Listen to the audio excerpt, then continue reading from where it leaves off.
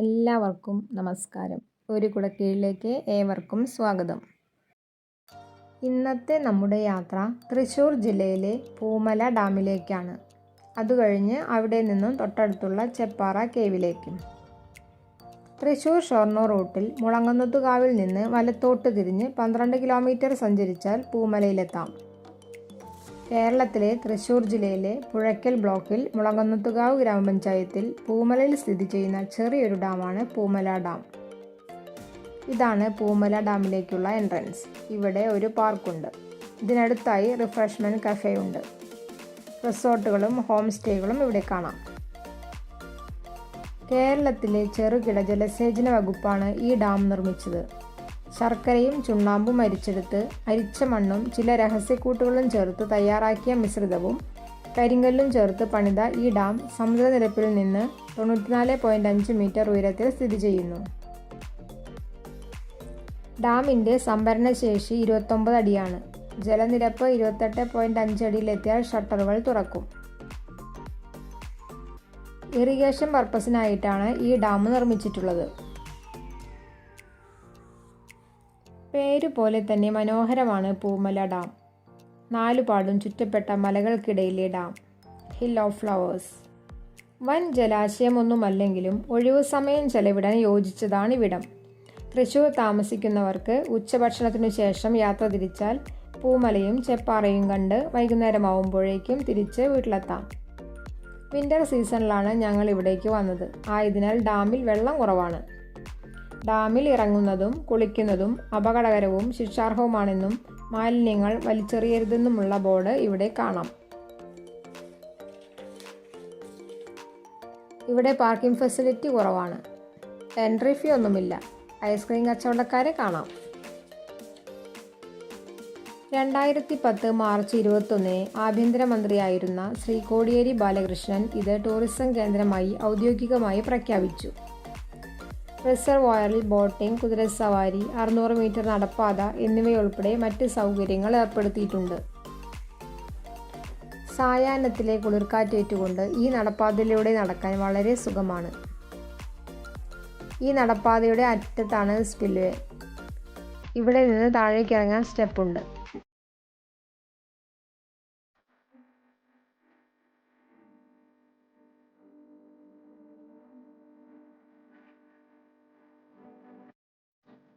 നടപ്പാതയുടെ മധ്യഭാഗത്തു നിന്നും താഴേക്ക് ഇറങ്ങാൻ സ്റ്റെപ്പുകളുണ്ട്.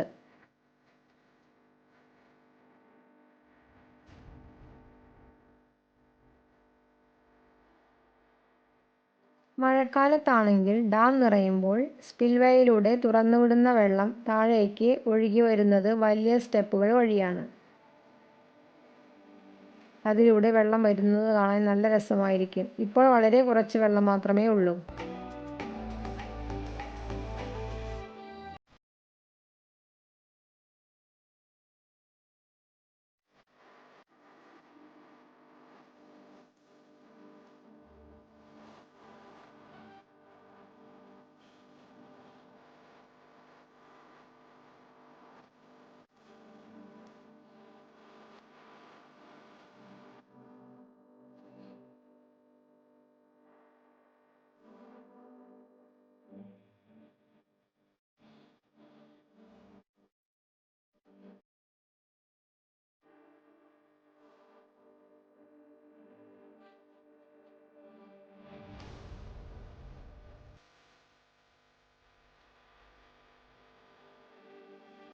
ഡാം കണ്ട് തിരിച്ചു വരുന്ന വഴിയാണ് പാർക്കിൽ ഇറങ്ങിയത്.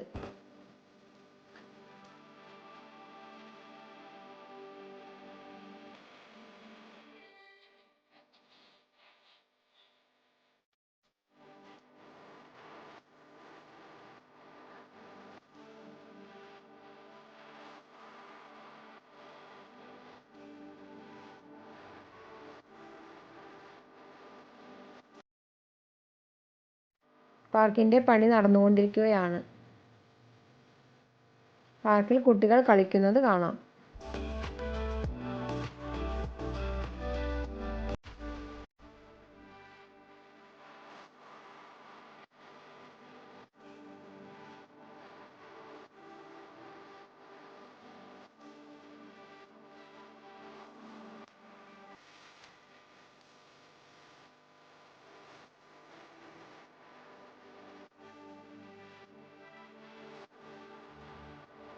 ഫാമിലിക്കും ഫ്രണ്ട്സിനുമൊപ്പം സമയം ചെലവഴിക്കാൻ പറ്റിയ സ്ഥലമാണിവിടം.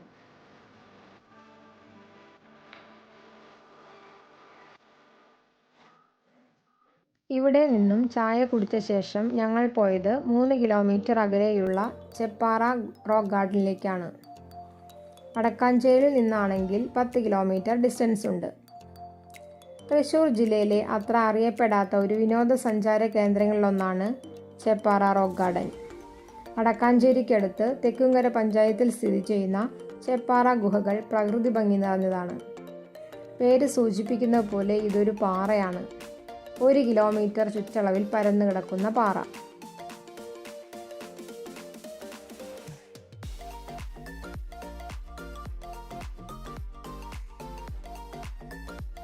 ഇവിടെ റോഡ് സൈഡിൽ ധാരാളം വണ്ടി പാർക്ക് ചെയ്തിരിക്കുന്നത് കാണാം. ചെറിയ ചെറിയ റിഫ്രഷ്മെന്റ് സെന്ററുകൾ ഇവിടെയുമുണ്ട്.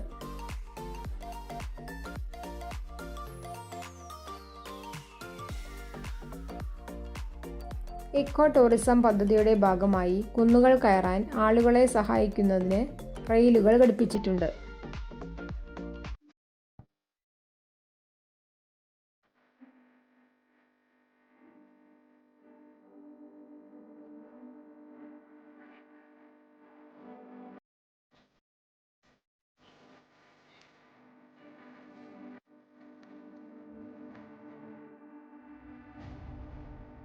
ഇതിൻ്റെ മുകളിൽ നിന്നുള്ള കാഴ്ച മനോഹരമാണ്. നോക്കെത്താ ദൂരത്തോളം പരന്നു കിടക്കുന്ന പാറകൾ. എത്ര നടന്നാലും അവസാനമില്ലെന്ന് തോന്നും. വൈകുന്നേരം 5 മണിക്കാണ് ഞങ്ങൾ ഇവിടെ എത്തിയത്. പാറയുടെ മുകളിലാണെങ്കിലും വെയിലിൻ്റെ ചൂട് തീരെയില്ല. ചെപ്പാറ, ചെപ്പിനോട് സാമ്യപ്പെടുത്താവുന്ന മുനിയറകളുള്ള പാറ എന്നാണെന്ന് തോന്നുന്നു. മുനിമാർ ധ്യാനിച്ചിരുന്നതായി വിശ്വസിക്കപ്പെടുന്ന പുരാതന കാലത്തെ മുനിയറകൾ. ഡോൾമെൻ അഥവാ മുനിയറകൾക്ക് 6000 വർഷത്തെ പഴക്കമെങ്കിലും കാണുമെന്നാണ് വിദഗ്ധർ പറയുന്നത്. ലോകത്ത് പലയിടത്തും മുനിയറകളുണ്ട്. പാളികളായി ചെത്തിയ 3 കല്ലുകളാണ് മുനിയറയ്ക്കുള്ളത്. 2 എണ്ണം കുത്തി നിർത്തും. മൂന്നാമത്തേത് മുകളിൽ മേൽക്കൂര പോലെ വയ്ക്കും. മഴയും വെയിലും കാറ്റും കാലവും ഈ നിർമ്മിതിക്കുമേൽ ഒരു നാശനഷ്ടം വിതയ്ക്കാറില്ല. അതുകൊണ്ടാകാം നോക്കാൻ ആളില്ലാതായിട്ടും മുനിയറകൾ നശിക്കാതെ കിടക്കുന്നത്. മുനിയറ കാണാൻ മറയൂരിലേക്ക് ചെല്ലണം എന്ന ധാരണ ചെപ്പാറ തിരുത്തിക്കുറിച്ചു.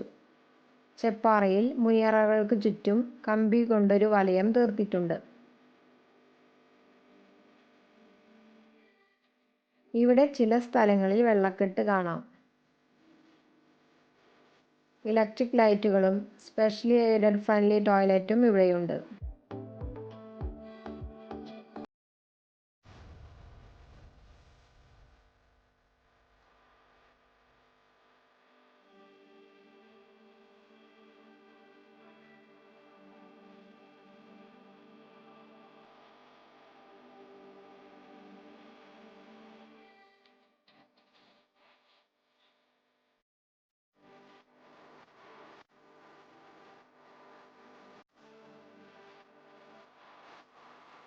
സൂര്യോദയവും സൂര്യാസ്തമയവും പാറയുടെ മുകളിൽ നിന്ന് കാണുന്നത് മനോഹരമായ കാഴ്ചയായിരിക്കും.